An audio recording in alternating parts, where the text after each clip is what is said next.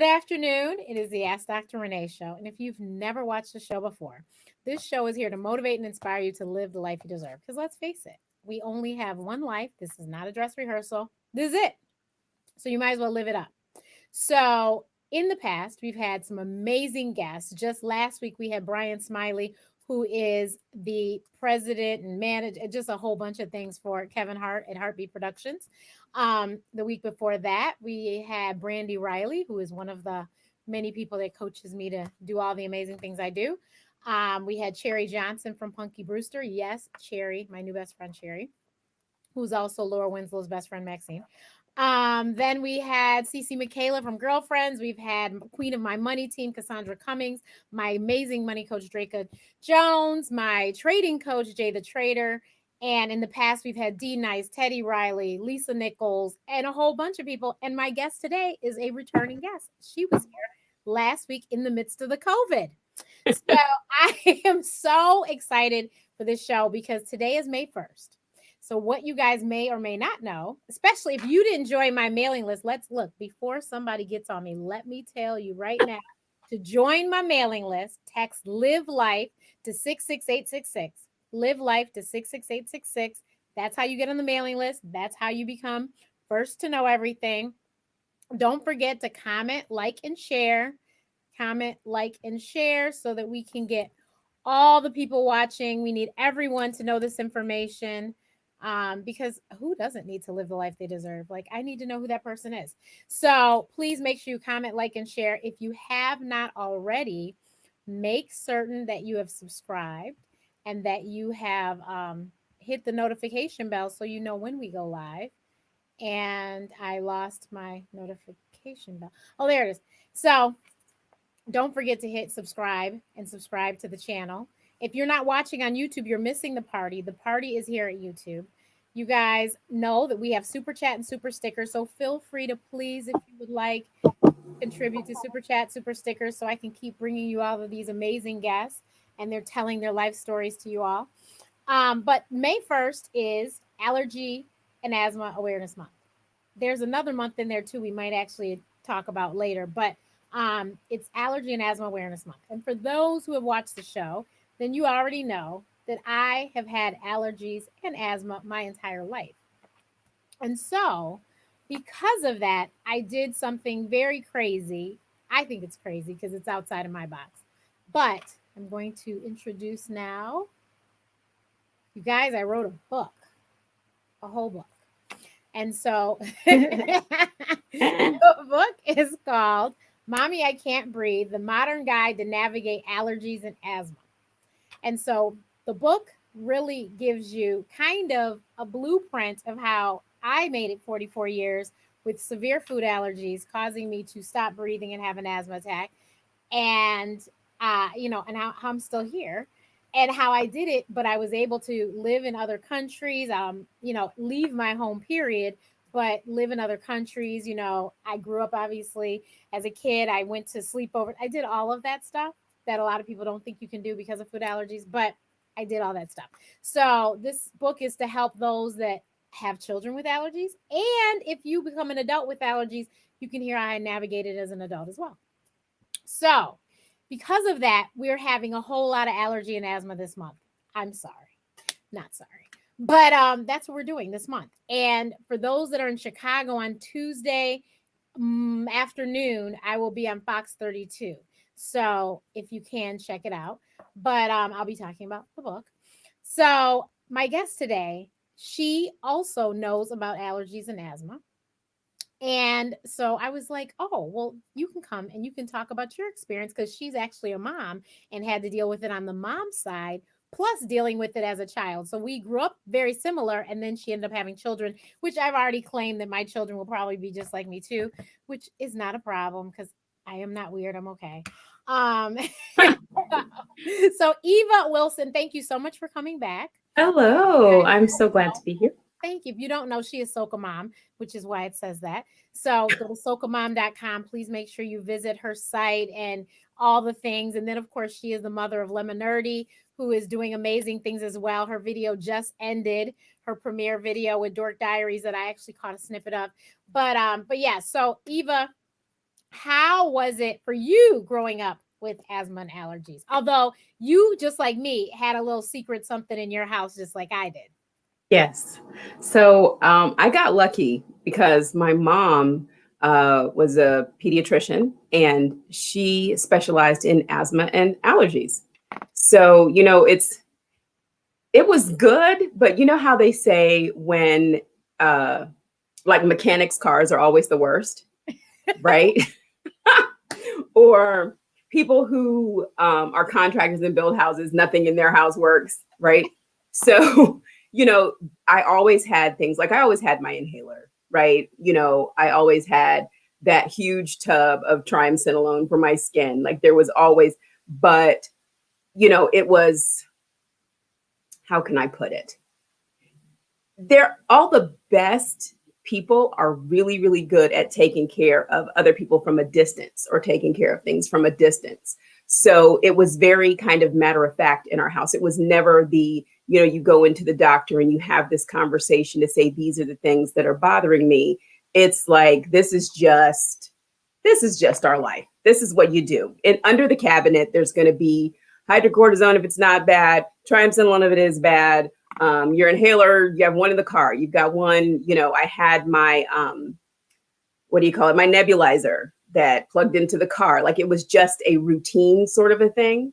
But yeah, it was almost just really normal. It's just odd. Yeah. It's just really normal. That's what I was like, because I always was this way. It was just the way it was. So yes. It was. It's kind of like you're looking at other kids like, so you just shower and put on the thin lotion and that's right. that. Right. You don't have a routine. So yeah, it's definitely different. My eczema was a seasonal thing. Like I think it was like winter would come and it would just always start with just one little spot. And I'm like, oh, here it comes. And here it goes. Here it just never came back. And I was like, oh, okay. But then when I went to school overseas and I was living in the islands, when I returned for winter, the sides of my body, like someone had attacked it. It was so bad. I hadn't seen it that bad in so long that it scared me. I'm like, Mom, what's wrong with my skin? She's like, Renee, that looks like eczema. And I go, but I haven't seen this in forever. She's like, well, I don't know. Maybe that hot sun and now the cold didn't mix well or something. It was horrible.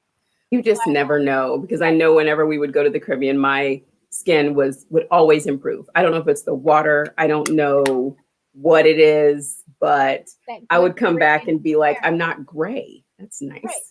It's that good Caribbean air. That's what it is. It's the air. The air. It's the air that we breathe. It's so wonderful. But I remember as a child that we went to see, what concert was that? I went to a lot of concerts as a kid. I think it was Janet Jackson. No, maybe it was Michael. But I had to wait a minute. You've seen Michael? I'm 7th grade, the Bad Tour. Yes, ma'am, I sure did. That was my first concert. My parents started off very high. And then after that, we went to one major concert a year, and now they wonder why did I do concert promoting in college, and why did I start an entertainment company being behind the scenes at concerts? It's their fault. Like exactly. I'll tell you the story. We were surprised. We were driving in the car and they didn't tell us where we were going. And I was frustrated because I don't like surprises and I needed to know where are we going? And we pull up to the Palace. And all I know about the Palace is that's where the Pistons play. I don't do sports. You're like, can't be that. I go, I know we're not here for a whole game. I can't sit through a whole game. What are we doing? And I read the marquee and I like to fell out. I said, oh. I looked at Alicia, who was only in the if I'm in 7 minus 3, 4th grade, I was like, oh my God, Alicia, Michael Jackson's here. She said, what? And then they got 24th row from on the floor.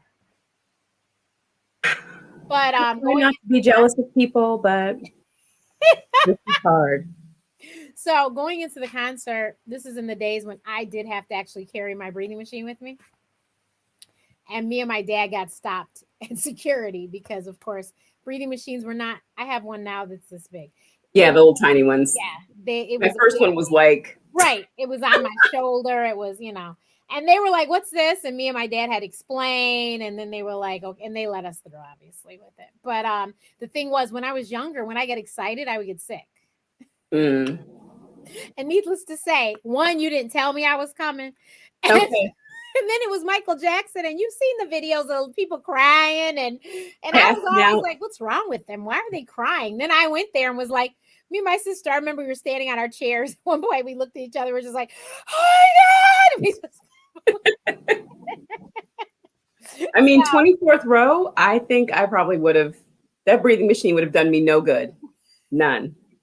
None at all. So yeah, so I mean, that was, that's why we had to have it. My parents knew ahead of time that these things happen. I remember I had a birthday sleepover, and my cousin, he used to live with us, he came home in the middle of my party and brought me this game that I won. I think it was Sale of the Century. We're board game people.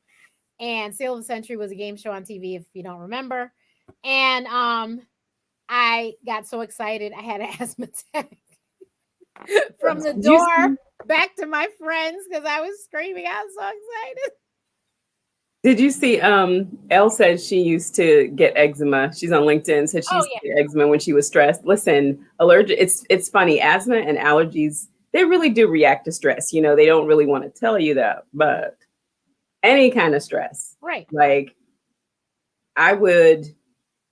you're right. Actually, good and bad stress. Like if you're hype about something that's coming up and you feel that windpipe closing, it's like, you need more oxygen, but you're actually getting so much less.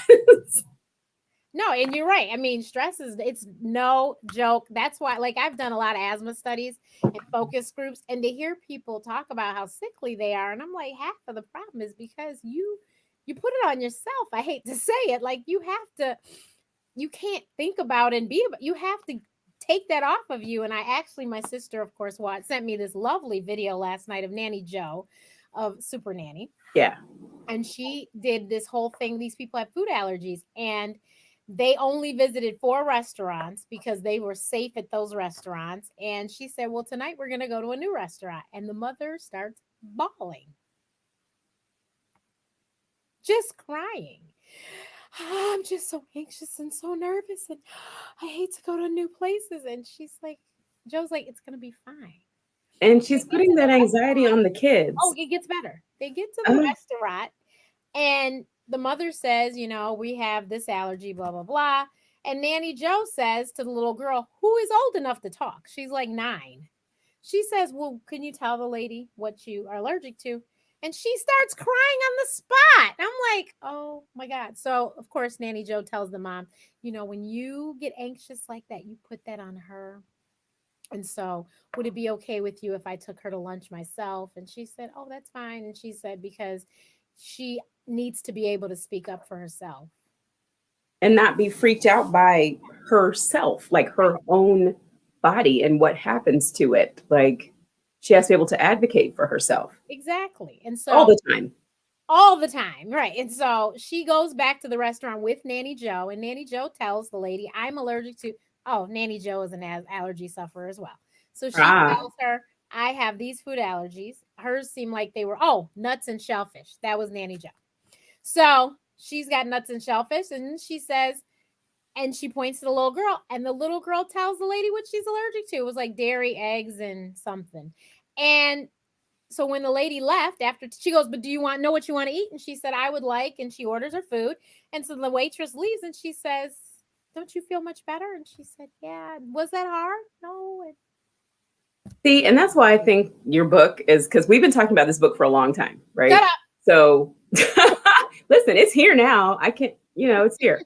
But I think that your book is really important because when you hear those words, mommy, I can't breathe, there's something inside of you that, I know your mom has probably told you a ton of stories now that she can actually, she's made it through, right? But, those words are so scary. You know, with my oldest, I used to spend a lot of time at the hospital. People who have kids with asthma and allergies, you know, you spend a lot of time at the hospital for who knows what. And I'm sure your book has a ton of stories about these hospitalizations, but even though it seems like it's routine, you know that if your child has a cold, you're going to end up in the hospital. If your child has anything that even appears to be bronchitis, you're going to end up in the hospital. So still, even though it seems routine, every time you hear, "Mommy, I can't breathe," it's like, because what can you do? You know, if they say I have a headache, you can give them Tylenol. If you know, but if they say they can't breathe, you either pray that they didn't wait too long to say something and that nebulizer can work, or that your emergency inhaler can work, or you're running to the hospital hoping you don't get pulled over. So I just love the title of the book, and I'm really excited that it's coming out. Maybe it'll give some reassurance so that the parents aren't freaking the kids out all the time. Yeah.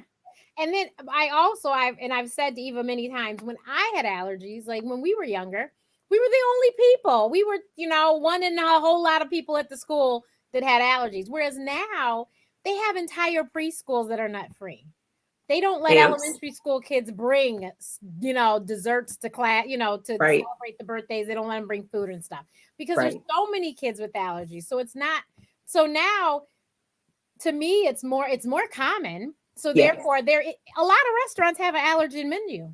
They do. They do. And they have everything marked. Exactly. And so I think that now it's not as hard. And whereas when I grew up, I guess it's a wonder I'm alive, but not to me. But, you know, I asked my mother, and you know, because I've had these allergies my whole life and it's such a long list, I was like, well, how did I know? Because I just have always known.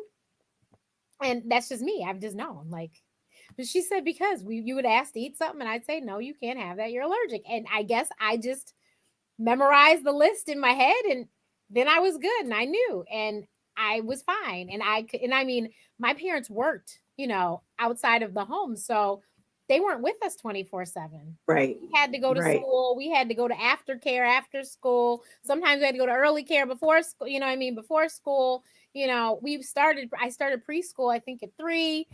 So I always probably had to be independent and say, no, I can't eat that. No, you know. And I didn't go to, you know, I didn't necessarily get, you know, the in-home, you know, grandma came. No, I went to school with a whole lot of other kids, and the people at the school had to be responsible enough to make sure that I didn't die, because that'd be a lot to explain to my mother. So they took the responsibility. And the other thing is, I took medicine as a kid during the day. So every school I went to up until middle school had to give me that medicine. Middle school, obviously, you have your locker. I could take my medicine at what time I had to take it. It wasn't a big deal. In high school, obviously, same thing. But in elementary and preschool, you know, you had to go to the office or somebody had to administer this medication. So it was a big deal. And then also, you know, preschool, they were responsible for feeding me.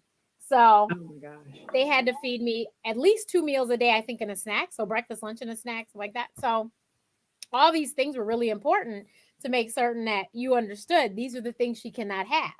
Right. And the training is important.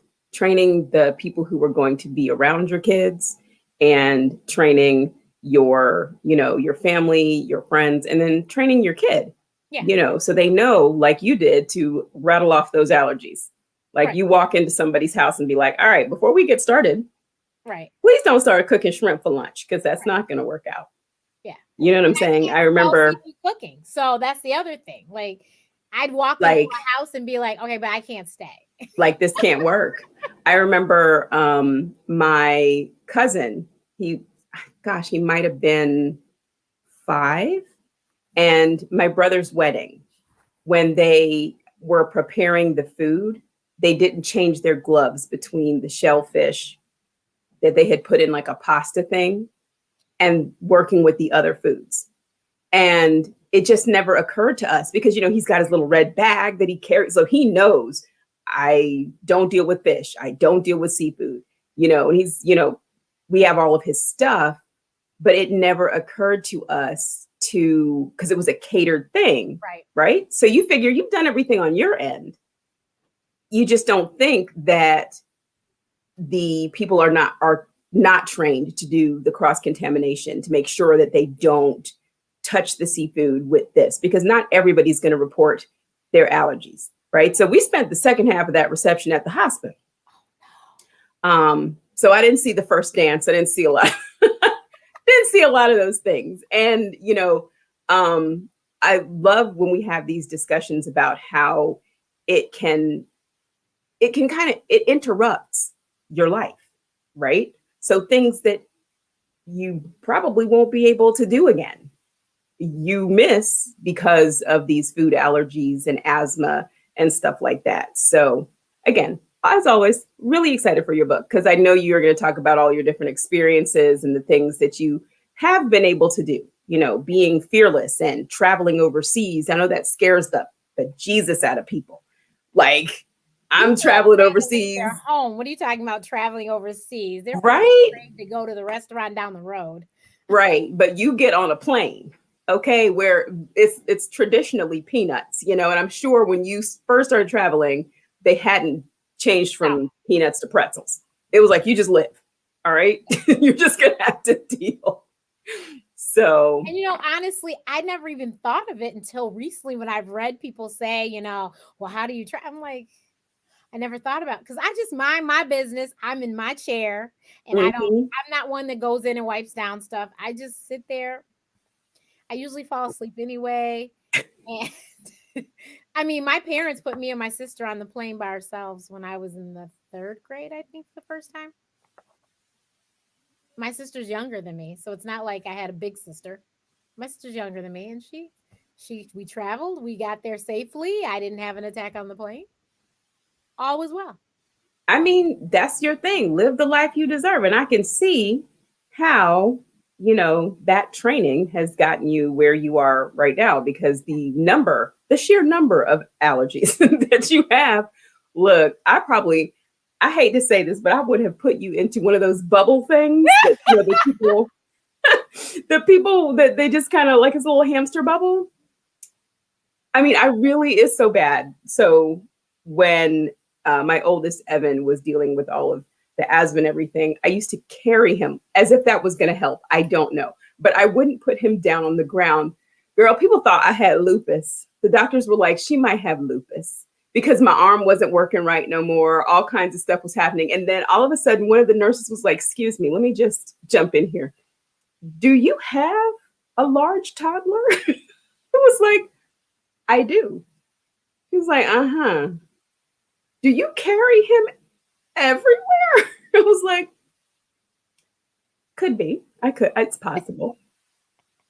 He was like, girl, before we do all these tests, can you put him down and come back and talk to us in about a week? Because that wasn't going to help him breathe any better. That wasn't going to keep him from getting a cold. But that's just how you feel, right? You just feel like you want to wrap these kids in bubble wrap and, walk around with a HEPA filter and, but again, you can't live that way. You can't go to 4 restaurants in your life. And then because those become adults that go to 2 restaurants in their life. Right. You're not going to get a good date going to 2 restaurants. Right. I mean, let's just be honest. Right. You're right. And that's the thing. Like, you have to allow the children to go out in the world and flourish, because you're not going to be able to take care of them forever. I mean, I've told you, I've read stories where people are like, well, we just didn't tell him. What purpose is that serving? That's not going to help. Right. Or we didn't tell the teacher and the students It's just a note, fam. You don't have to. Why wouldn't you tell them? So I'm like, so then when he has a reaction, won't nobody know what to do, because they didn't know he had food allergy. Problem in the first place. Right. So I was like, no, you can't do that. The children have to know, and they have to understand the importance. And once they understand all that, I tell everyone in my house, everybody eats what they want to eat.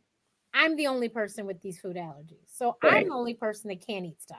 Everyone else can eat that stuff. So they're not going to not eat it because I can't eat it. And they've done that my entire growing up. My dad is from the beautiful island of Antigua. And if you told that man 44 years ago that he was going to have to stop eating seafood, he might have gave me away. He'd have been like, put her back. Right. We're done. We're absolutely done. Right. He might have just been done with me. He likes his seafood. I mean, it's important that the kid doesn't feel like a burden, because that's the other thing. They're not going to want to go into new environments and say and advocate for themselves and say, listen, I can't be around while you're eating this thing, or I can't be around while you're cooking this thing. Because if in your house, everybody, when it's time to eat, they're like, oh, well, so-and-so can't eat that, so we can't have that. You want to make sure that these kids don't feel so bad about their food allergies that they don't want to participate in things. Right. So it's the guilt. The guilt is real. Fair. You gotta, and my mom was really good. She made 2 dinners a lot of times. So I had my dinner and then everyone else ate something. And she did that a lot, and that was great. And then we did go out. We went as soon as we knew how to properly use our knife and fork, and then we went to restaurants. And she took care of things, and until I had to take care of things. Now, I'll be the first to tell you, I'll be the first one to sit there and just not eat, because I just don't feel like asking 20 million questions, because there's always one little thing that could get left out. And so therefore, it's just not worth it. If I'm not sure, I just feel like I just won't eat. And I'm okay with that. And like the server forgets, there's pine nuts in that salad. Right. You they didn't, okay. Just those little things. They're like, oh, things. Yeah. So, I just won't eat, and it's okay. And I'm fine with that. And, I eat plenty, but when I don't, I just don't. I'm like, I'm okay. There's some people that have been really fabulous, and they will make a dish that specifically would have seafood, but they'll make a non-seafood version for me. But they will put it in such a far distance from the seafood one so that there's no way somebody could accidentally cross spoons or something. Right. They'll make yours first and then deal with everybody else's later, which is, you would hope that the people that you're around give you that kind of courtesy. Like, right. That's really, really kind of people. And, you can't underestimate the kindness that people will show you. Right. When you tell them, I will drop dead on your floor. So, well, I have to shout her out. I know she's not watching, but Angela Brooks, she's one of your sorors in the lovely Chicago. And she was one of my friends. I'm a newer friend because obviously I haven't lived in Chicago my whole life, but she is one of the people who's invited me to her home several times and cooked for me. But she's very particular and says, Renee is allergic. Do not put anything near that pot over there, and that one over there doesn't have. And I have never had an instance because she looked out for me. And then my friends are really good about, okay, we're going to go out to eat. And then they're like, Renee, can you eat at this place? And they'll tell me the name. And especially now that we have Google and everything, I can look things up and I can find menus and be like, okay, I can eat there. I can't eat there, whatever. I'm also crazy though, because I did go to Japanese with a friend once. So basically that's your version of skydiving, cliff diving. Because so I just sat like this the whole time. And for those that don't know, Japanese is a sushi restaurant. Yeah. She went to the land of fish and then told them, I cannot eat, smell, touch. I ain't eat nothing. I just sat there like this. I think my shoulders on Peloton, they always say, quit wearing your shoulders as earrings. I think my shoulders were earrings that night.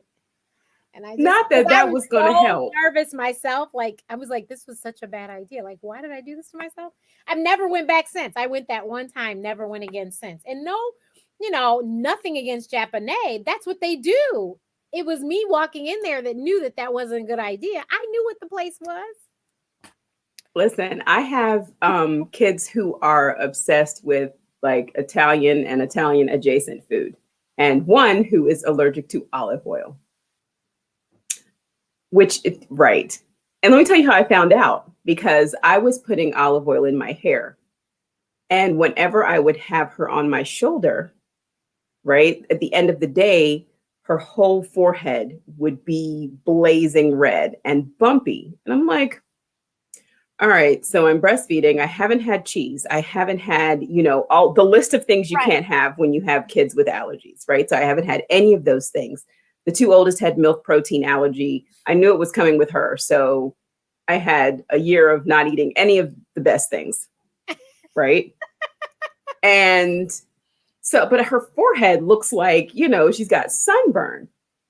And then I come to find out it's olive oil. So we avoid it. And then I stopped putting it in my hair, of course. And then not thinking that every, like, tomato sauce, everything. So she'd eat pizza, whole mouth. And so, but again, she's a kid, so she doesn't want to. And you know who I'm talking about because it says she, and I ain't got but one she.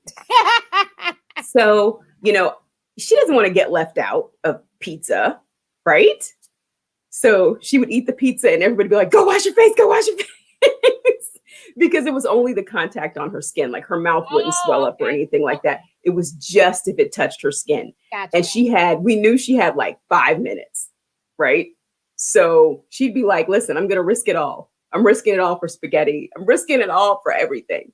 Now she doesn't. She's given it up entirely. She doesn't eat any tomato-based products or anything. But yeah. But when you said that pizza, though, she ate that because Dr. Renee sent that. She's like, I will suffer through. So she ate that. But yeah, once they get older, that's the great thing when they know that they are loved and accepted, even if they don't want to eat with us, they can start to make their own decisions like you start to make your own decisions. Well, I didn't do the tomato-based thing. All I did was pizza. So I ate spaghetti noodles with butter, nothing else. No red, nothing comes near as my food. As a matter of fact, my mother would make the meat sauce and she would have plain meat set aside for Renee. So I would have plain beef or ground turkey with noodles and butter. Yeah, that's where she's arrived because we can't do white sauce either because, again, milk protein allergy, and it has kind of, each kid has their own way of processing it. I'd have one who would bleed. I have one who would, just vomit. Like everybody had their own thing. Yeah. And hers is her skin and the reflux and stuff like that. So she eats, so she does almond milk, things like that. But I think she's done oat milk. She likes that. But her skin, and she's got that pageant coming up. And I'm like, girl, right now it's just water and dry noodles for you because your skin is telling everything. It tells every piece of cheese. It tells everything. So, yeah. And my husband does not understand allergies because his family does not have. But that's the same thing with my dad. No one has allergies. And they're like, man, just put some Vaseline on it. No. Not quite. And I used to tell people if it was just a skin thing for me, I might suffer through on some things, but it's not a skin thing. And then the other thing I always say is I've never eaten these things, so I don't miss anything. You don't miss what you've never had. I've never had a piece of chocolate. You can go on and run and tell everybody, share this with everyone so they can watch. I've never eaten a piece of chocolate a day in my life. I have never eaten nuts ever. And that's peanuts, tree nuts, almonds, walnut, none of them. Man. But yeah, and so I said if it was a skin thing, but it's not a skin thing. It's a horrible thing when things touch your tongue and immediately you're like, something ain't right, something ain't right, something ain't right. Man, Eden's mouth, the roof of her mouth would burn. Like, no, I know that feeling too. That I was just like, what? Because we didn't have, I got asthma, yes. Skin allergies, yes. What they used to call hay fever, yes. Like all of those. Right. But your mouth is on fire? What does that mean? I don't, that's new. Oh, my executive. Wait a minute. Somebody said they never had a peanut butter and jelly sandwich. I have never had one. Hold on. You know that? Oh, you? Okay. Because I said, wait a minute. I know no. Miss Alicia has had a peanut butter and jelly sandwich. Has had any and everything. Well, so the funny thing is I go to the Food Allergy Expo and it was like the end of it. It was ending that day. I just had found out about it and it was right there at McCormick Place. That's walking distance. I was like, well, I need to go. So I go And it was, hold on 1 second. Let me call my engineer who did not plug in my computer as requested. oh, Jesus. Excuse Lord. me. David? My computer's not plugged in and I'm about to cut off on Dr. Renee. I know she does not want that. This is live TV, guys. It's why don't you have commercial breaks, Renee? For things Well, like this. Look, we do. And remember, they'll come later. Yes, if you could just shove one of those in there as my computer just. See, this is why my kids don't get allowance. Okay? Because I just said, hey, just plug my charger in, So I go to the Food Allergy Expo, and it was so fascinating. They had all these foods I had never heard of. And I'll be very honest with you. I feel like Canada has a leg up on us because they had a lot of varieties of foods that they do have here in the US, but they had varieties that didn't contain chocolate and nuts and stuff. Like they had Quaker bars that all the ingredients I could eat, except for there's always nuts in them, but they didn't have nuts in them. And so all these things, right? So this is the first place I ever see sun butter. And I'm like, what is this? Because it looks just like peanut butter and smelled like it to me too. And the man is explaining this to me. It's made of sunflower seeds, ma'am. And I go, but sir, this looks a whole lot like peanut butter. And you're not going to convince me this is a good idea. He was just like, but ma'am. And he had crackers like you could taste it. And I go, but I'm going to die. Like, why would I do that to myself? Like, I'm not taking those chances. Right. And he goes, no, doing that. I promise you. Now, you guys, when I went to the Food Allergy Expo, by then I was already a doctor. So, I mean, I was grown. I'm like, I go, but you can't convince me, sir. You don't know what you're talking about. He goes, ma'am. And I'm reading the thing and looking at it like, okay, he's right. This thing does say sunflower, and I pop sunflowers like they nothing. Okay, I love sunflower seeds. So I'm like, okay, I'll try. Oh, okay. But so you've never had peanut butter to compare it to? I've never had it, but it smelled like it because I do know what peanut butter smells like. But listen, so if he had saltine crackers, I'm a sucker for a cracker. So I put a little cracker. I was like, this is good. So he tells me at this time, sun butter is so uncommon. The only place you can buy it is Whole Foods. Okay. So I go to the Whole Foods, and I'm cheap, remember? So I go to the Whole Foods and look at this jar like, dear God. But okay. So I buy it and take it home. And I already have jelly because I would eat jelly and crackers all the time. So I put this little jelly in the little sun butter on there and made my little Sammy and ate it and was like, this is actually good. I called my mom. I just had a PB&J. She goes, you did what? I said, well, I had sun butter. You had an SB&J. Listen, I haven't tried sun butter. Well, listen. So my mother goes, really? I said, yes, Mom, it's really good. She said, oh, okay. So, of course, I had it in my place. So then she came to visit and I said, Ma, you got to try it. Because my mother likes peanut butter. She said, hey, this isn't bad. This really does. I could see it does kind of remind me of peanut butter. Alicia, I think, has had it too. Maybe she'll comment. But Manisha Taylor says that her kids have never had peanut butter. Right. Manisha's another one of your soars. She's a Chicago soar as well. But yeah, she actually just posted, I forgot to tell you about that, on Facebook she did a video and she talked about, do you have a nut allergy? And so of course I commented and stuff. So thank you for watching, Manisha. And she said she was going to share this too. So I appreciate you. But yeah, her kids, they go to a nut-free, they went to a nut-free daycare, I think. And then she said she has one child with the allergy and one without. And so she just never introduced peanut butter and so they've only had sun butter. Now, let me tell you, Alicia said it tastes pretty good. Now, the chef, you guys said it tastes pretty good. The chef. But have y'all had almond butter, though? Okay, so I'm not because of obvious reasons. So obvious reasons, but that's the only alternative that I've tried. And the separation, like if you've had peanut butter your whole life, I'm going to try sun butter because you said so. But you also said it costs how much? Sun butter has done something different. They have also done just like you got the crunchy and they got that too. Okay. So I don't like crunchy peanut butter, but they got the creamy, whatever you like, they have it. They have several different varieties. They got the creamy. There's a blog post on Ask Dr. Renee that I probably should find and I should post in this chat and I'll post it. Maybe my sister can. See, Manisha didn't like it either. Almond butter is disgusting. Okay. Now, but the kids eat Nutella. I've never had Nutella for obvious reasons as well, but I've heard it's very delicious. But Yeah, Foodie Engineer. If you could find that blog post about sun butter. But yeah, I did this blog post and I showed the different varieties, but they have crunchy, whatever you like. And I forgot, I figured out which one I really like. It's in my place, of course, but it does do the separation thing. So it's like oil to this, and you just stir it and then sun butter. Now they have the little packets, like they're fancy. The little packets, kind of like the Nutella has that too. Yeah. So I'm so excited. And then I just got an email. They came out with I think it's a chocolate sun butter or something. So what do they use instead of chocolate? Like carob or something? I think it's chocolate. So the funniest thing is that just because I'm allergic to chocolate, nobody else is. And so I found some oat pops. I told Lish, I was so excited. I said, Lish, look, I found these oat milk pops. And then I kept reading and I said, Lish, they had 3 varieties and they all contain chocolate. Won't be eating those. I was really geeked. Like, that's not helpful. Not helpful at all. I fell down quickly. And but it's kind of cool that they have all of these alternatives for people. I'm telling you, because when I was a child, they didn't have these alternatives. Nope, you'd be short. Tell you what they had. They had carob, like you said, for chocolate, and so which is terrible. It's terrible.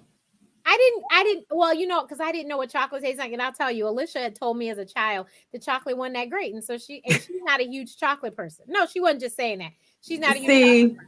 So, but did she like carob though? Because I don't know in if the she remembers 70s and 80s, that was terrible. Ashley, don't you make fun of them oat pops. I didn't want to say it, Ashley, right. But ew.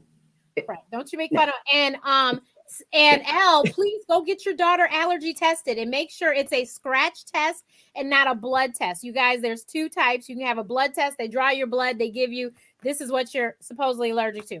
But if you really want to know what you're allergic to, you need to have the scratch test. Now, I will also put the disclaimer on that I had that scratch test at 10 years old, and we were the last patients of the day.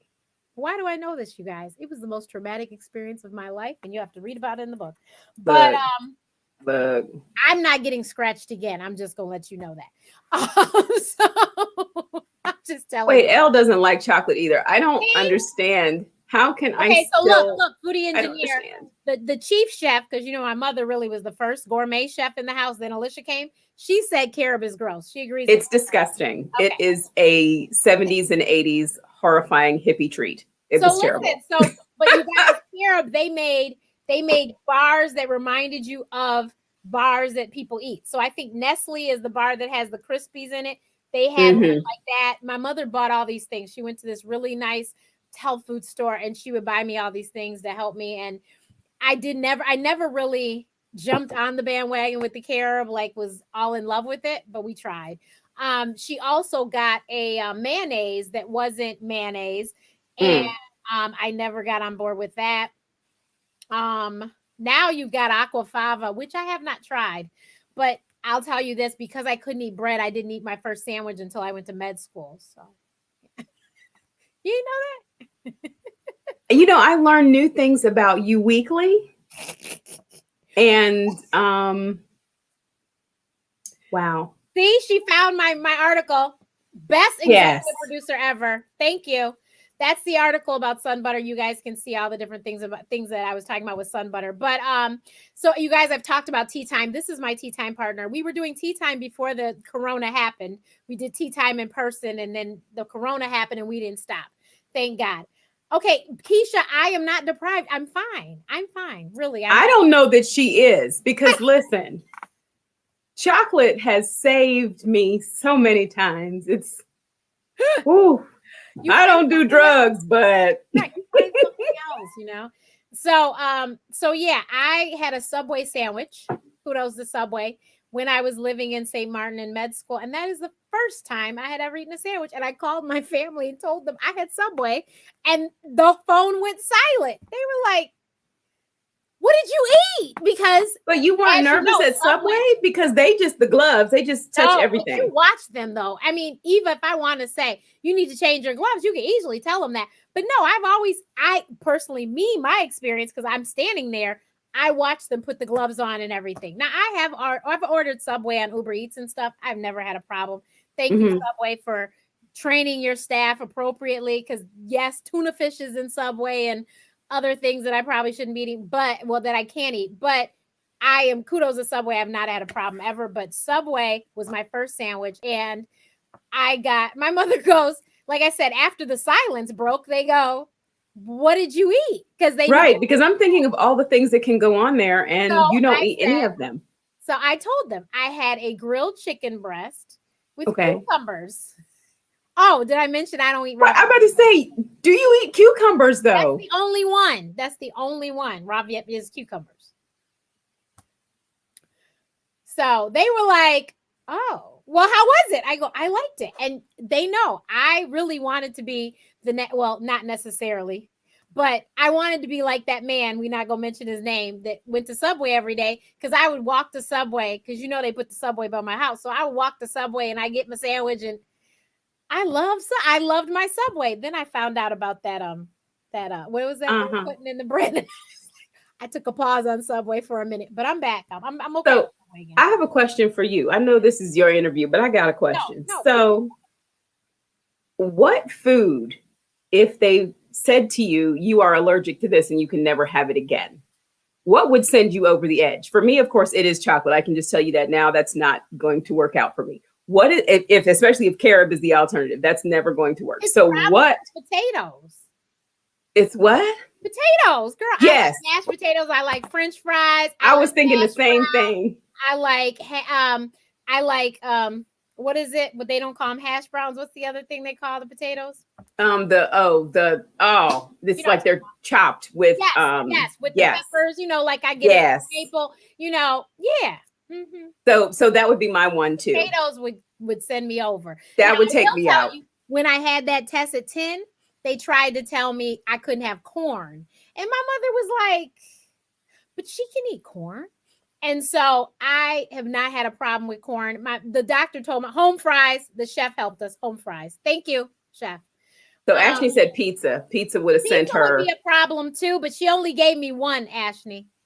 she said, let me focus on the potato and its healing properties. Because honestly, I can't live without fried chicken, although I can't tell you the last time I had a piece. And did you hear there's a chicken shortage? I said, it ain't my fault for once. It's not my fault. Look, it might be us. On a plan, and it ain't on a plan. So it might be y'all. It might be us. We might have did it. But we eat chicken, they said fried chicken, and I was like, nah. But yeah, the air fryer has been such a help because I can put potatoes in the air fryer, not feel guilty about having French fries, and I can put chicken in the air fryer. But yeah, potatoes would send me over. Okay, so Ashley, I'm gonna hurt your feelings and tell you I don't eat mac and cheese. You know what? I don't know about these tea times no more. I don't even know if we can be friends. That doesn't even make sense. That doesn't make sense. Because think about it. I had a dairy thing, so I couldn't have cheese, right? So remember that whole noodles thing? So I would eat macaroni noodles and butter, and everybody else would have mac and cheese. Well, then my dad goes, well, you can eat pizza, so surely you can eat. And I said, yeah, I have never been tempted to eat it. Alicia, I've never eaten mac and cheese. I don't understand. Have you ever seen me eat mac and cheese? I don't understand. I just ate Miss Briscoe. I don't know how she says her name. Is that Lakeisha? It's Lakeisha. Okay, I don't want to say it wrong. I just ate she don't eat dressing for the first time a few years ago. I mean, Briscoe, I know we've not met in person. Briscoe is one of my trading people. We do options and day trading together. We haven't met in person, but Briscoe, let me just tell you, up until very recently, when I started dropping the LBs, trust me, at 4'11", I was a hefty girl. So I ate. And I just told you what I like. I like potatoes. Potatoes are responsible for all of this. Exactly. All of it. All of it. Yes, you know how some people are meat and potatoes people? I'm a meat and potatoes kind of girl. And so I would eat meat and potatoes. Listen, so it's potatoes first and then tacos. Look, you just said tacos. Well, you know me and tacos. You know I think I was Mexican in a past life. But your taco ain't got nothing on it, Renee. I went to the place with you. Wait, pause. I was at an event or was at a function or something a few years ago, and this Mexican gentleman informed me, and actually he wasn't even talking to me, he was just talking. He goes, tacos are usually, the traditional taco is just beet meat and peppers, I think, only. Yeah, I saw that on a on Netflix. That's What is the it? way I like my taco. Was it fat, salt, something? I can't remember. That's the But way I like my taco. I like steak, I mean, carne asada. I like steak tacos with fajita vegetables, lots of them. So I've seen it. Chipotle. I've witnessed Chipotle, if it. you're watching, I love Chipotle. I lost 24 pounds on Chipotle in 1 month because I walked to the Chipotle every day. And I was about to say Chipotle and walking, because I was like, so you're gonna walk to? I live. Wow. Okay. Because nope. I love Chipotle. But Lemon Nerdy's watching. Hey, Eden. Oh Lord, what is she? See, that's how I don't know what's going on in my own house. Why? I'm not supposed to be surprised. I'm supposed to be like, oh, yes. I don't know what she's doing in there. I have no idea. Acid heat. Is that what you were talking about? Yes. I think that had producer be on it. Fat, salt, acid, heat. She's on top of it. Yes, that's the one where they talked about what tacos are supposed to look like, and no, they don't look like Taco Bell at all. Yeah. So, and Taco Bell, I order the cinnamon twists. I don't even get. There was something I used to get when I was in college, and then they didn't have it anymore, so I stopped eating Taco Bell like that. But yeah, and as you can hear, I eat a lot of restaurants, a lot of fast food. I eat a lot of places, even though I have these food allergies. And I can tell you on one hand, the few places that I've gotten sick, but we don't want to be sued. But don't tell it. I will tell you one. I'm not going to tell you the name of it. There's a place that's in Chicago that I literally was looking at the menu, and they literally had put the ingredients for everything, including the garnish. So when I ordered my food and saw something on the top of it, I know what it was. So I just scooped it out and put it to the side and ate my food. And then I started having issues in my throat. And I said, excuse me, what was that dollop on the top of my soup? She goes, oh, that was just sour cream. And my face usually tells you everything before I've said it. The lady goes, oh, you're allergic. I go, oh, could you tell in my face? And as my throat closes and I'm whispering at you, what do I need to do? I said, can you just make sure that this glass does not go empty? And maybe I can make it through dinner. Because obviously it was soup before dinner. I wanted that food. And I was like, if you could just make sure this glass does not go empty. She goes, huh? And that woman, I know she was very, very nervous that night. She turned red as a beet. Bless her heart. And she kept running. And she didn't let the glass go empty. And we were able to eat dinner. Me and my lovely little sister, Krista Hayes, another one of your sorors. I hang out with a lot of AKAs, apparently. You do, because we are great people. Right. And so Krista, who's the executive producer of the Ed Lover Show right there in Chicago, she was with me. And me and her drove right out of there and went to the Walgreens and got me some Benadryl. Because just in case my water didn't work, I needed to make sure I didn't get sick. And I didn't get sick, but while I was there, this was in the heyday of Twitter, I tweeted and said, Lord, why I'm at this restaurant and they about to kill me. So if y'all want to look at the Twitter archives, I named the restaurant, you could see. They were like, my boy was like, may he rest in peace.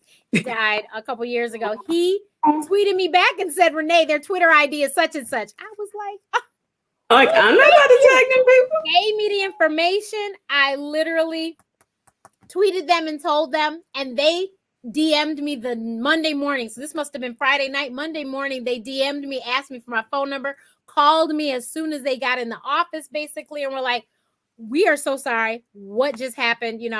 So I explained, they sent me hundreds of dollars of gift certificates. So here's the kicker. So what you were saying earlier, that's what it circles back to. There's so many more of us now than there used to be. Yeah. And you do not want to be responsible for taking somebody out. Somebody's hospital visit or worse. Right. So they definitely do train these people, the people who work in restaurants, a lot differently than they used to. They've trained them so well that anytime I returned, they stopped putting they wouldn't even put butter on my food. And I'm like, they're like, you get little dishes, decide for yourself. I'm like, why does this taste so weird? So they were like, well, it says here. And so one time, very recently, when I was there in 2020, the last time I went, I saw something was left on the table and it said, Dr. Renee has such and such allergies. Like, don't play. You guys, I didn't tell them this that day. They just know me now. It was okay. It was hilarious. Why Let is it go. your We not. Alicia. your producer is in there ready to snitch. What? She's snitching in the comments. Right. So it was so funny, but I've never had a problem since. They have always done a very good job. It was just that one time. And guess what? When I pointed out to them, I said, I asked the waitress, what is this on the menu? And she told me that was the garnish. I said, so you put the garnish for that dish, but not for the soup? And they go, we didn't even realize that. Thank you so much for pointing that out to us. I said, you put every single detail. I didn't think by any sense, I had no idea that this was going to kill me. Like, you are so right and we are so wrong. We messed up. And so they fixed it. And like I said, and this was a restaurant that is worth their grain of salt. So they're worth something. They're good. And they, like I said, customer service is impeccable. We're great. I'll just name the restaurant because we are so great. It's Wildfire. I love Wildfire. You can tell them Dr. Renee sent you if you go to the Wildfire downtown in Chicago, and they'll probably look at you like, who is she? But or either that or they'll say, like, so what do we not put in your food? Right. Because so let me tell you, I went to an event later, like a year or two later after that happened, and I introduced myself, and this lady goes, I do social media for Wildfire. This is, mind you, at Wildfire, but the lady goes, I know who you are. So, oh my gosh. like, because that's all you need is a doctor's throat to close up in your establishment. Right. And then what? Right. And then what? Like I said, it's worth those hundreds of dollars. When I was pretty popular on Twitter too. And so I was like, Lord, they about to kill me, y'all. Like, my friend Brian, like I said, may he rest in peace. He goes, Doc, here's their Twitter ID. You tweet those people. I was Johnny on it. And they were on it too, though. They sent me, the gift certificates. I was like, thank you so much, And there's another restaurant that I got sick at that sent me gift certificates, and I gave those to my my favorite little people because I'm never eating there again because they changed how they changed the oil that they cook the food in. That was my hitch moment, which is in the book. And so they changed it. And I even have a picture, you guys, in the book too. So they changed it. And it's not like they're changing it back for me. So I told them, I go, gift certificates aren't really going to do me any good because I no longer feel safe at your restaurant because you're now using this oil that I'm allergic to. So yeah. And it's not just a little, this is uncomfortable. No. It was so crazy. I'll just tell you what happened. I woke up the next morning and felt a heaviness on my face and didn't know what was going on. And I stood up and looked in the mirror and didn't know who I was. I was like, oh. And so I went and it was a Memorial Day weekend. So I was here in Michigan with my parents. And so I go downstairs and I have a hood on because that's my robe. So I put my hood on and I come downstairs. I go, Mom, look. And she says, I can't see anything. Take that hood off. I took it off. The lady goes, oh, she jumped back.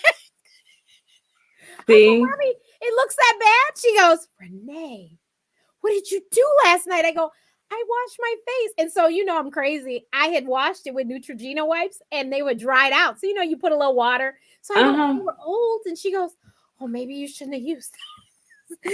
And then, 10 minutes later, my mother goes, call that restaurant. Renee, this happened to you before. It's a delayed reaction. They had peanuts somewhere near your food. And I was like, huh? She goes, it was nuts. And she said, call them. And I called headquarters. And they were like, oh, yeah, we use soybean oil. I was like, you say that like it's no big deal. Ma'am, I used to be at your restaurant every week in college, every single week. And you didn't change things on me and I can never go back. And she was like, we're so sorry this happened. Can we send you gift certificates? And I go, you can send them. Eva, I was hired to do a blog post about their new grilled menu. So someone had paid for me to go eat. And now I'm supposed to do this Instagram and blog. I was like, this is really interesting. So I took a picture and sent it to Alicia. Alicia goes, Renee, what happened to your face? Don't go on camera today. You look crazy. I swear I looked like the Joker. My cheeks were stuck up here and everything was enlarged right here. So bad. So for those of you who didn't know, when she said her hitch moment, y'all need to go get that. Just look up Hitch and the seafood. Movie, yes, Will Smith. And you will get to, an idea of what the face looked like. Oh, but you'll buy the book and you'll see the picture. I will post the picture. We did the picture, right? I didn't take it right away. I took it after it come down a little bit, but you can still see what I was talking about because I tried to smile and it looked vastly different. And I did go live that day, and my sister goes, I still can see it. It's not gone yet. But yeah, they tried to kill me.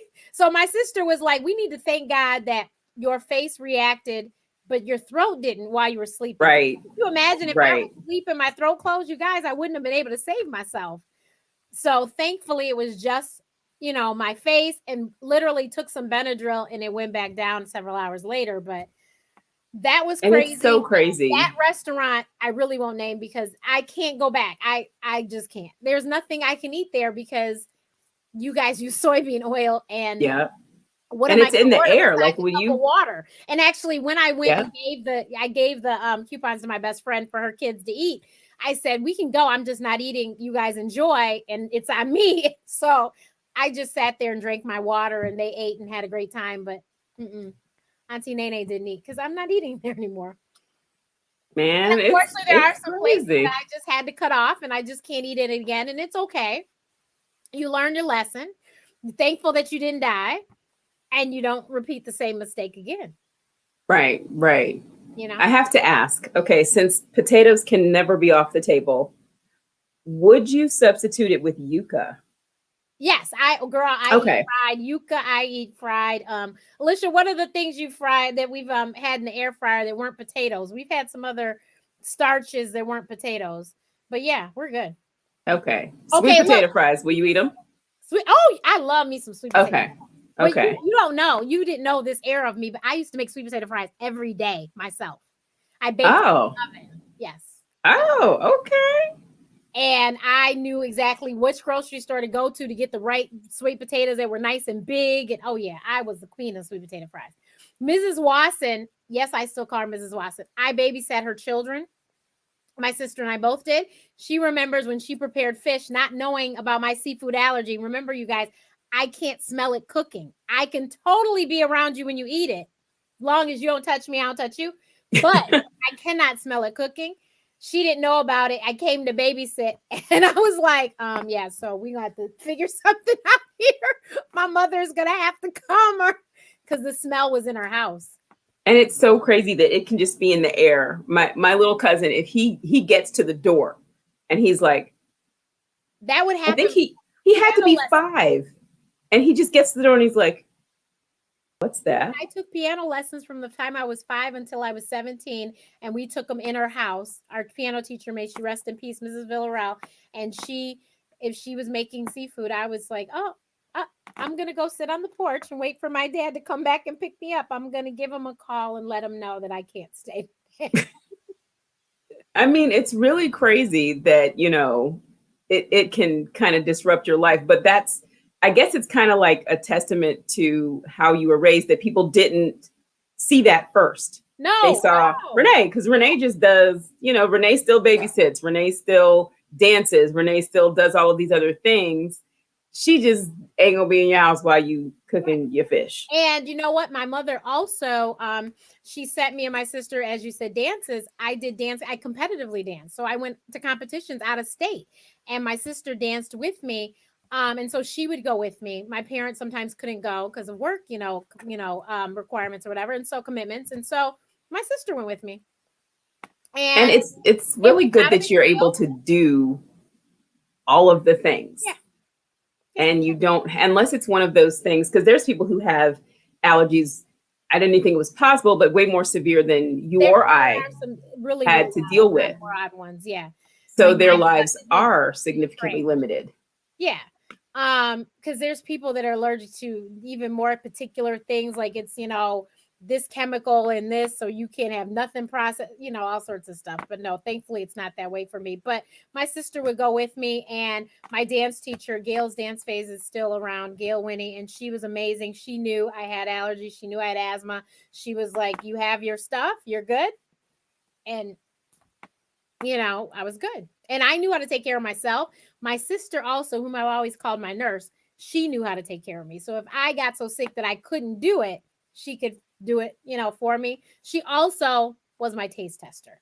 So my Yeah. sister would taste the food and be like, no, you can't eat this. Now, mind you, she was young. She couldn't Do tell you. you really have a royal taste tester, ma'am? I'm a lean back because, But listen, she couldn't tell me ma'am. what was in it, Eva, because she was young. She was younger than me. But she would say, Renee, something in this you can't have. Don't eat it. And she was 99% of the time right.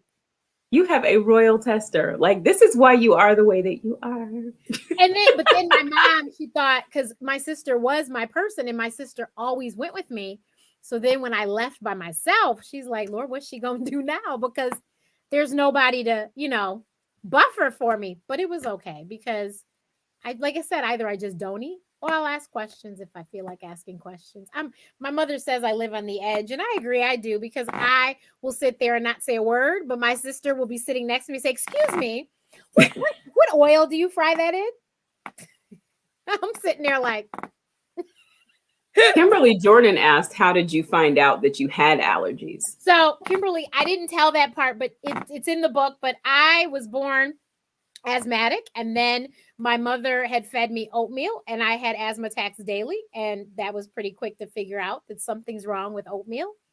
And so that's when I got tested. So I was technically diagnosed at 2 months, but I've always been this way, clearly. So yeah. And so that's when I got tested. And Kimberly, I don't know if you missed the part about the skin test. I had skin tests. And so I have environmental allergies as well as food allergies. I am so grateful to my mother. She is, besides being the best wife for the last year we've had, but she is the best mother. She gave me my allergy shots because my mother was a medical health professional. My doctor entrusted her, so I didn't have to go to the doctor's office. And so she gave me my allergy shots. So, and because of those allergy shots, one of my chores in high school was to mow the lawn, the same lawn that I am allergic to. But because of the allergy shots, I don't have any problems. Can you imagine me walking on the lakefront after they've mowed the lawn? If I still have allergies I have?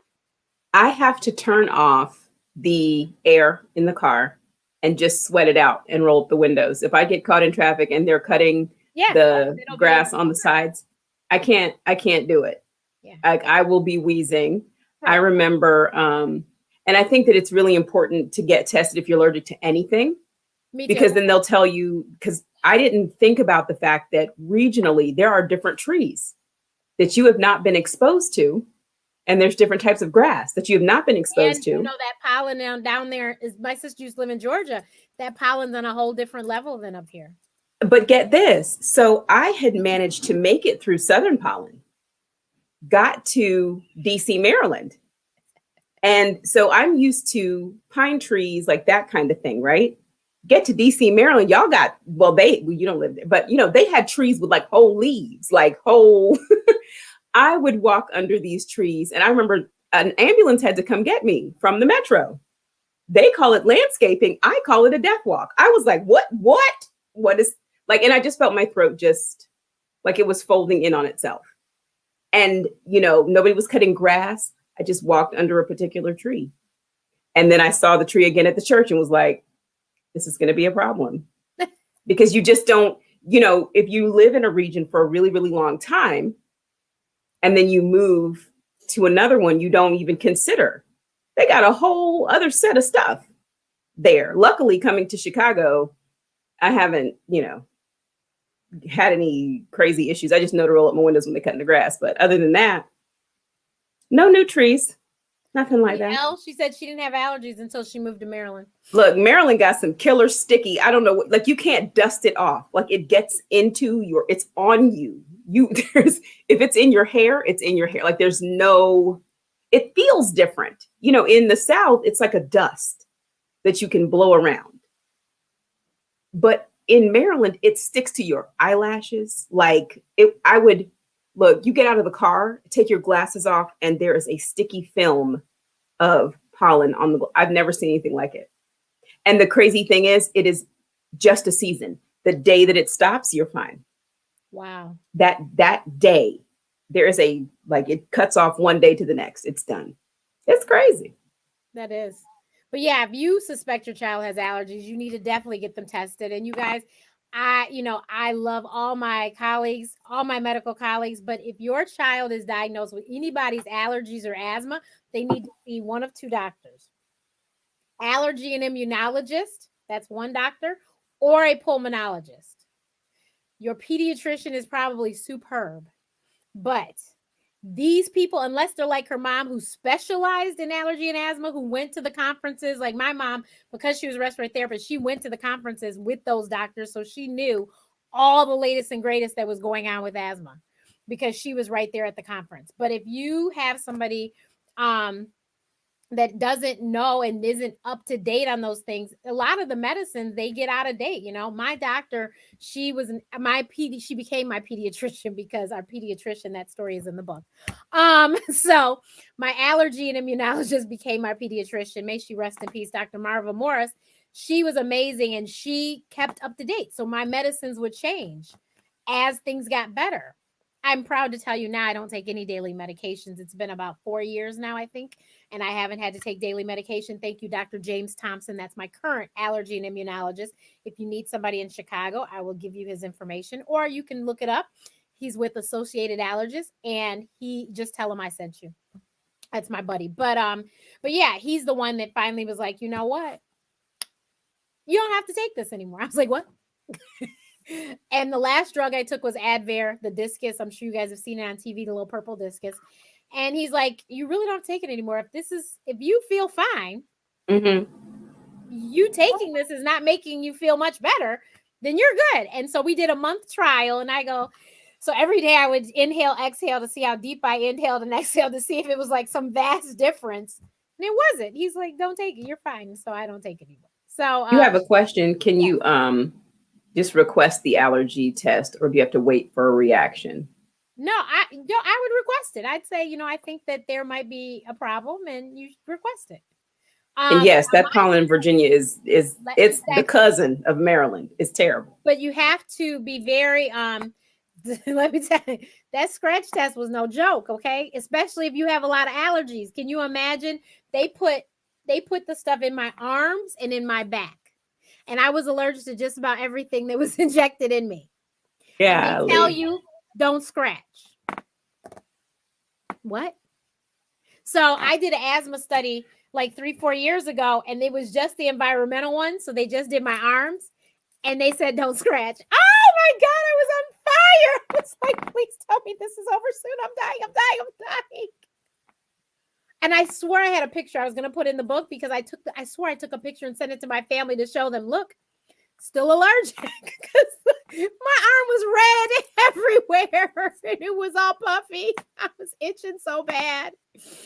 But yeah. So yeah, be very careful though if they're really allergic, just be mindful. It could be quite an experience.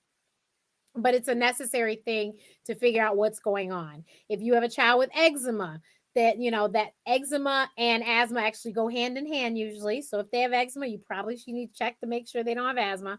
But eczema can also be related to a lot of the things you eat. So It might be an allergy there as well. And the eczema is how it's showing itself. So please make sure that you check that out. Your children do not have to be in pain. I had a relative that had eczema so bad, it looked like their skin was going to be ulcerating terribly. Like they would just be open wounds. It was really bad. And so you don't ever want it to be that bad. And so figure out what the kid can't eat so it doesn't get that bad. Because you just eliminate everything and then add back from scratch. Yep. Slowly add back. Yeah. Because it's so funny when you stop that one thing in about 2 weeks, you'll be able to see, especially if your skin got really bad, in about 2 weeks, you can see the difference. And then also soap. That changes things. I remember bathing my little ones, and you had to be really, really careful what is in the soap, and I didn't use soap every day because they don't work in the field. So, seriously, people are scrubbing and bathing and talking about why is my child covered in rashes. They don't work in the field, Jesus. I'm just saying that they're not out there digging ditches. So, you can put a little a little oil in the water and just, wipe them off gently and nicely. You ain't got to scrub them down or anything like And that. even now, though, you're right about the soaps, but even now there's a lot of hypoallergenic and, soaps that are more natural that don't have 20,000 ingredients. You can read them all and you can You have options now, because Right, it used to yeah. be what? Dove, Dove Ivory, and Lifebuoy. and Irish Spring, and that was about it. Yeah. Yeah. Oh, wait a minute. We had Libra 2000. Oh, yeah. We did have that. So you just have to make sure. And then, we have all these wonderful Black-owned businesses that create soaps and lotions and stuff specifically for allergies and stuff. So, Elle, honestly, I would say go on and get tested, because guess what? You are not too old to have allergy shots. Get allergy shots and you might be fine. I love nature too. I'm an island girl. We like to go outside. We like to be on the beach. I couldn't imagine not being able to walk the beach or to walk the lakefront and stuff because of my allergies. And because of those allergy shots, you guys, I don't get hay fever. I don't have that. I don't know when the sinus time is that people have. I have none of that. None of it. The only thing I have is maybe April, which, knock on wood, April just ended. I did not get sick. April and October are the 2 times a year that I would have issues, and that's when the seasons change, but I've been fine. And I've been walking outside a lot, and I've been fine. So I have a question for you. When they said that people with asthma were more susceptible to having a difficult time with COVID, did you want to go directly under the bed? Do not pass go. Drag the HEPA filter on one side and your nebulizer on the other. I mean, or was that was probably just me? I don't know. What was that? Well, you know what? You know me, because we were just sitting at home. Me and Eva did not leave our houses for a very, very long time. I was scared. I cannot lie. I don't think I was. Well, I guess because she interacted obviously with people in her home, but I didn't have nobody. It was just me. And when people brought me my groceries or my food, I told them, just knock on the door and leave it. That's us. And then my mail is on the first floor. So when I would go get my mail, I'd make sure I was the only person in the elevator, and I'd wear my mask. I'd go get the mail. I'd wash my hands as soon as I walked back into my place. And if I wore something outer, I took that off when I came in too. And I was like, I honestly literally had a moment today and was thinking, because I lost a friend who it's going to hit me hard when I get back to Chicago. But she left Chicago to avoid getting COVID and died in Jamaica. And it just hurts me so bad, because I literally was hypersensitive to the fact that I didn't need to get sick. And I didn't want anyone else to get sick as far as in this house, because I knew I was going to come here. And so I just don't know what happened or how or what. And it pains me. It pains me so.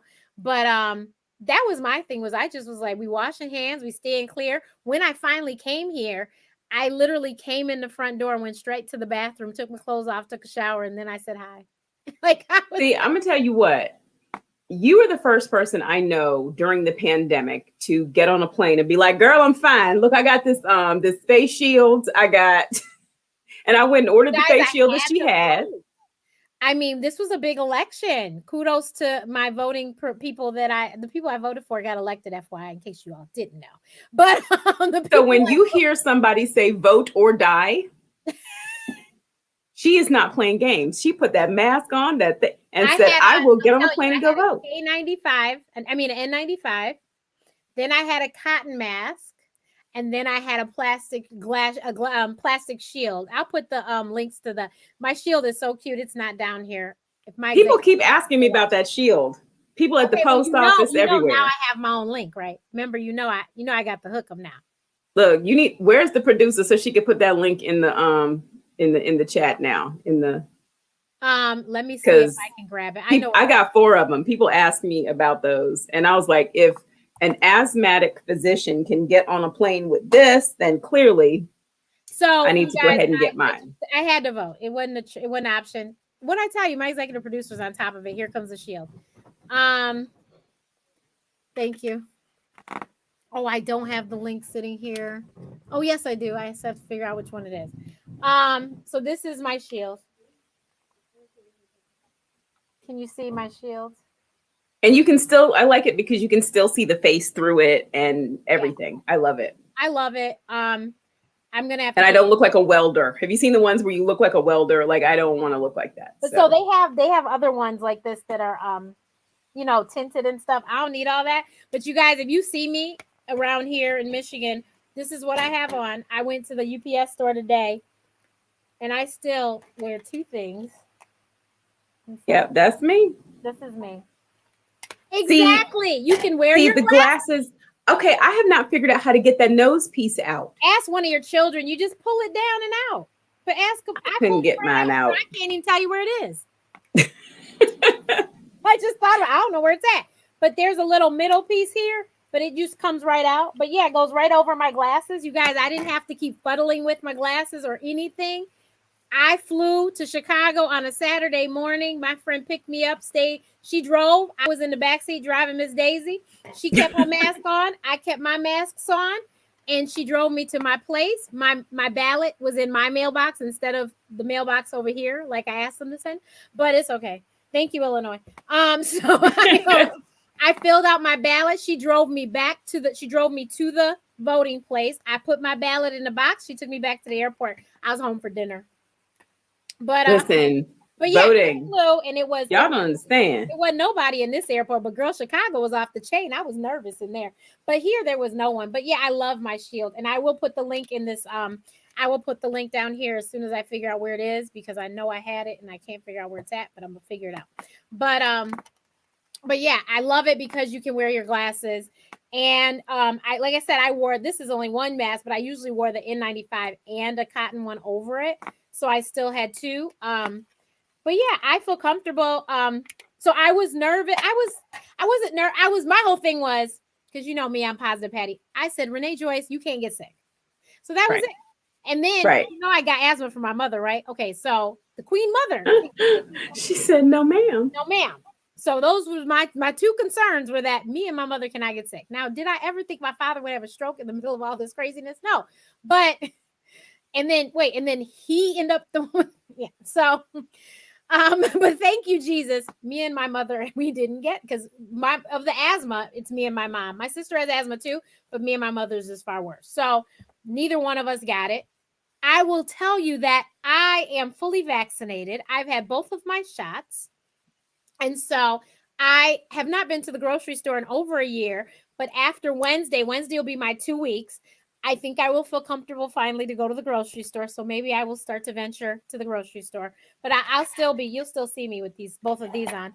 But it fogs? So the thing is, it does not, my glasses don't fog, because that would frustrate me too.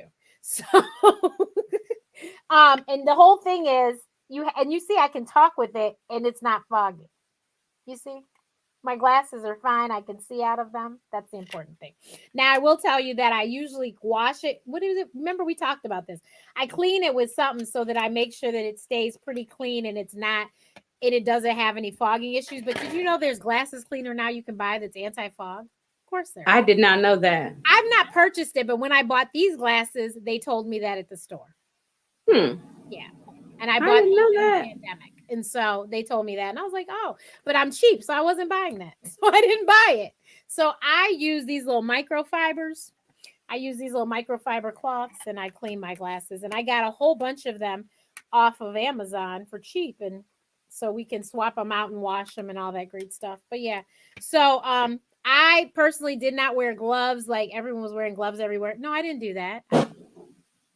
Wash my hands, you know, as soon as I get home. And when I dealt with my groceries, when they brought them in, I just washed my hands. I wasn't one of those people showering the groceries off and stuff. I didn't do all that stuff. I'll tell you. I'll be honest with you. But whatever I did, it worked. Thank you, Jesus. I have never, ever had to be tested for COVID because I've not had any symptoms for COVID.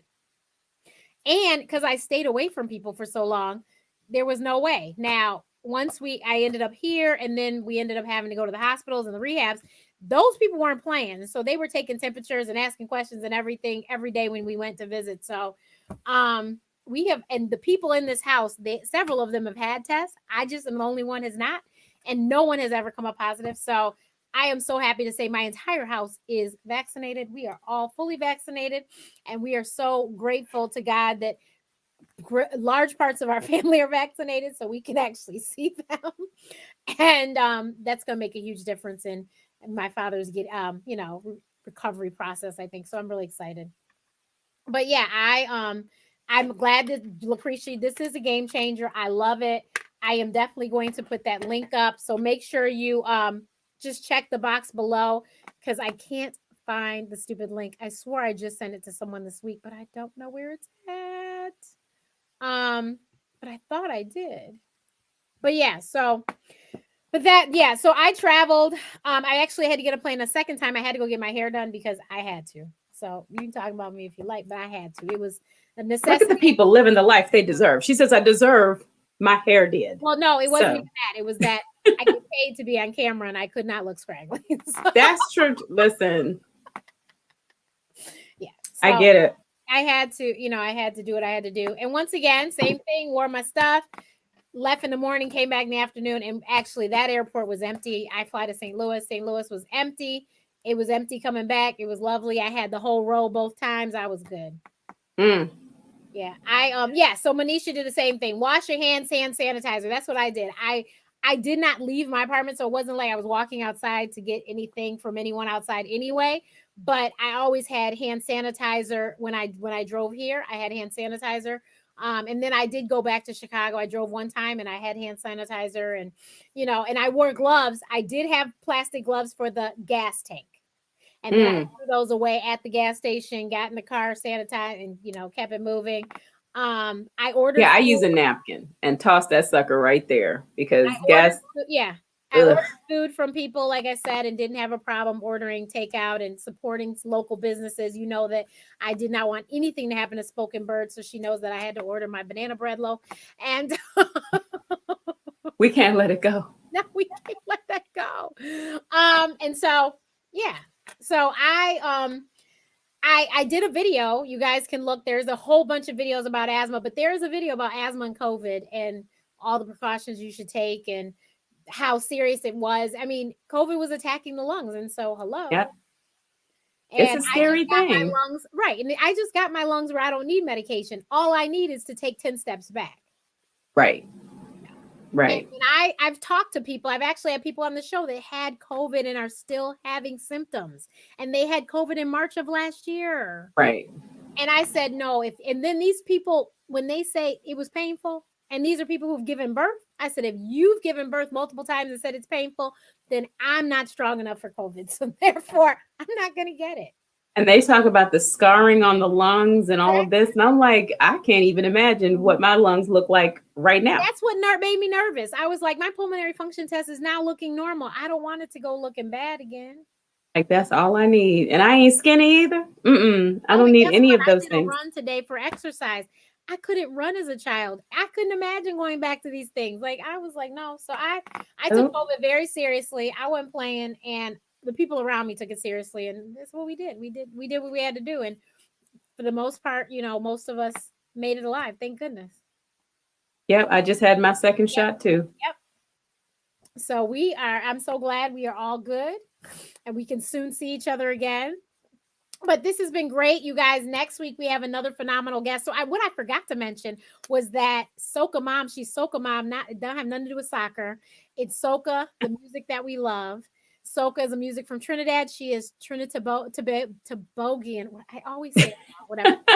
Trinbagonian. We'll take that. Trinbagonian. Her mom's from Trinidad. Her dad's from Tobago. And next week we have Chanel, and I forgot what island Chanel from. Jamaica. So Chanel is Jamaican, but she also is with the theme of allergy and asthma. So I hope you guys will tune in and hear her story, because you guys, she's a marathon runner.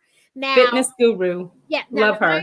I am feeling fine, but I am not a marathon runner and think she must be crazy. So I look forward to chatting with her next week and hearing her story. She is Brooklyn Active Mama online, in case you want to check her out ahead of time. But I am so excited. Thank you so much, Eva. This was lovely. This was fun. Executive producer. I know what she's saying. Hang up. So that is what we will do. Let me just one more time. Our guest. Let me give the guest the floor. That is the book.